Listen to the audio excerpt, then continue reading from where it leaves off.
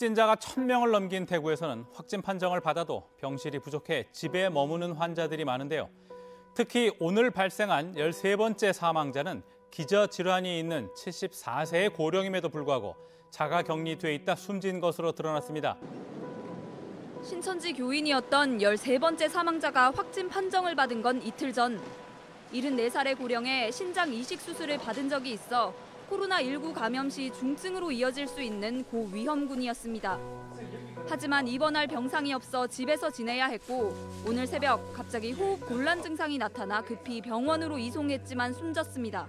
가장 안타까웠던 거는 이제 제보 전화를 받으면서 가장 기억에 남는 사례는 이제 그때가 대구에서 거의 1,000명 정도 확진 환자가 이제 폭발적으로 증가했을 때인데 자기가 확진 환자인데 아내도 확진을 받았어요. 근데 이제 1339나 보건소, 취재진조차 연락이 안 됐으니까 연락이 안 돼서 어찌할 바를 모르는데 너무 아파서 죽을 것 같아서 자가격리 지침을 어기고 나온 제보자가 있었거든요.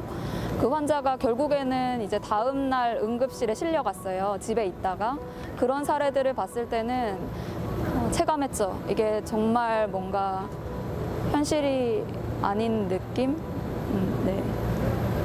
네, 전염병이 정말 확산했구나를 그때 체감했던 것 같아요. 그렇게 제보를 받고 다음 날 바로 자가격리 중인 환자 한 분이 돌아가셨어요. 집에서, 그날 새벽에. 그때부터 집에서 대기 중인 환자들이 죽기 시작했고 뒤늦게 대구시가 이제 중증도 판단을 하기 위해서 이제 의료 봉사자들을 투입했죠. 무엇보다 허망한 건 우리 곁 이웃들의 죽음이었습니다. 아픔과 이별 사이 영원한 강을 건너버린 이들. 입원을 기다리던 확진 환자가 숨지는 안타까운 일이 있었는데 이번에는 검체 채취를 한 뒤 결과를 받아보기도 전에 숨진 사례가 나왔습니다.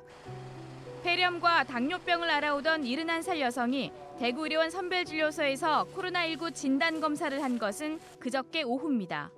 그날 밤 저녁을 먹고 잠이 든 뒤 의식을 잃었고 어제 새벽 대구 가톨릭대병원 응급실로 옮겼지만 숨졌습니다. 코로나19 확진 결과는 숨진 뒤에 나왔습니다. 사망자가 가장 많이 나온 이유는 중증도 분류가 안 됐었어요, 초반에. 그러니까 의료진이 부족했기 때문인데 이것도 일단 경증, 중증, 위중을 나눌 수 있는 상황이 아니었던 것 같아요. 그게 가장 큰 문제였던 것 같아요. 이 기저질환 여부나 어떤 고위험군에 대한 판단조차도 안 됐었고 이게 새로 나온 바이러스이기 때문에 이 질병에 대해서 정보도 없었고 의료진도 부족했고 환자가 폭증하는 상황에서 이제 밀려드는 환자를 순서대로 집어넣기 바빴던 거죠. 네, 병원으로.